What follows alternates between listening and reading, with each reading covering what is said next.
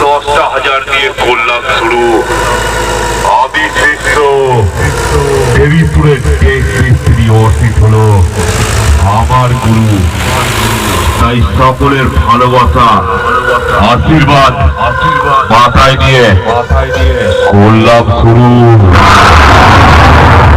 অনুগ্রহ করে বক্সের সামনে থেকে নির্দিষ্ট দূরত্ব বজায় রাখবেন।